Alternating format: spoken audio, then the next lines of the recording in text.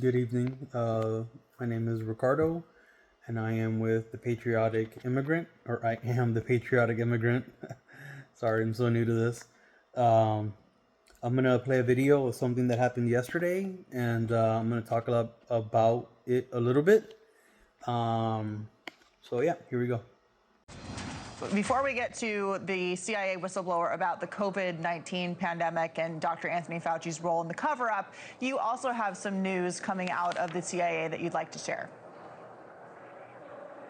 Yeah, so we were actually just notified that the CIA went in and took documents out of ODNI, multiple boxes pertaining to the JFK files as well as MK Ultra. The reason why this is troubling is there was an executive order that the president had directed the full declassification of JFK, but then also to the MK Ultra files. The CIA famously has said that all documents were released and other documents had been destroyed. So these are allegedly those documents that apparently never existed, and so very troubling.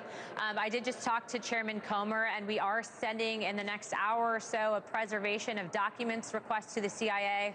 I have calls into the White House to the director of the CIA himself, and so obviously as this develops, we'll keep everyone up to date, but strange times we're living in, that's for sure. Does the CIA have jurisdiction to go into Gabbard's office like that and take documentation? Well, the CIA does not have jurisdiction to work against an executive order by the president. And so the fact that someone did this when the president is out of country, from what I gather, I believe that Director Radcliffe is with him. And so this seems like it was an internal coup, to be honest. So in that video, the news reporter talks about MK Ultra and the JFK assassination files.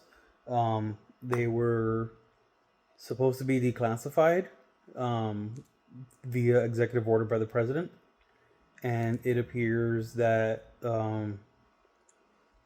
it wasn't. For those of you that don't know, MK Ultra was the CIA experiment on the U.S. population with LSD, and it was associated with mind control. There's also associated with something called Project Midnight. Project Midnight? I'll look it up now. Where they paid prostitutes to slip LSD into government officials' drinks and then seduce them in a hotel room while CIA operatives look through a two-way mirror and monitor to see if they can get the agent to confess national secrets. This all happened illegally because the CIA is not supposed to operate on U.S. territory. So it's very troubling that the CIA is continuing to do this and violate executive orders from the president. That's not their job. I don't know if it's a director of the CIA that is pushing this, or there's other agencies doing this. I also read a memo today, which I'll post, that says Jeffrey Epstein has no ties or any affiliations with the CIA or intelligence agencies, which everyone knows that's false. Yeah, so I'll post that video, or I'll link that. I will post that letter as well, so you can see that I'm not making it up. Yeah, it's troubling, the CIA thing. I had some exposure with the CIA while I was in Afghanistan. On a blackout site, they had some cannons and some howitzers. The M777, it's a giant cannon that needed to have services. They flew us out via Blackhawks to a blackout fob. We didn't even know it was near. Well, I'm not gonna say where it was near. It was in Afghanistan. It was a little blackout fob, small, like schoolhouse building, some sort of structure like that. But Yeah, we went out there, and it was very, maybe like a dozen agents, and that, well, operatives. Um, I know at least a handful of them were CIA. Just the conversations that we were having while we were waiting for a helicopter to come the next day. We all kind of hung out, played cards, talked shit. You can definitely tell who were the security element, the special forces elements attached to them, or Delta Force, which is the detachment of special forces. You can tell those from operatives. They just carried themselves a little bit differently.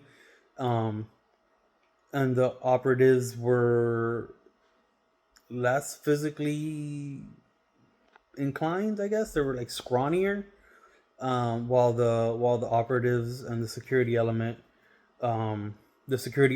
were a little bit more fit, bushier beards.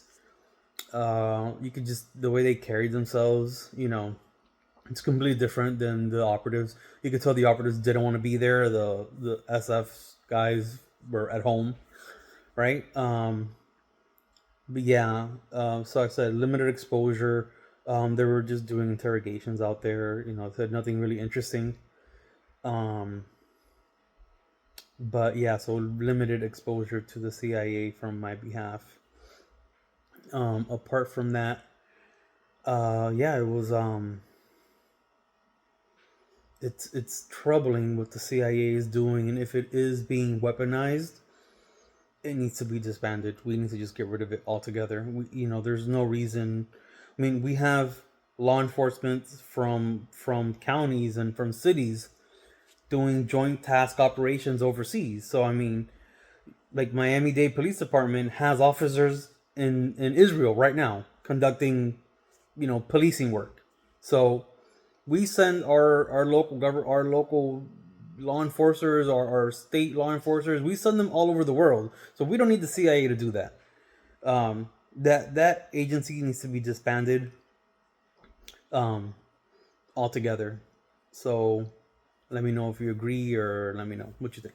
All right, guys.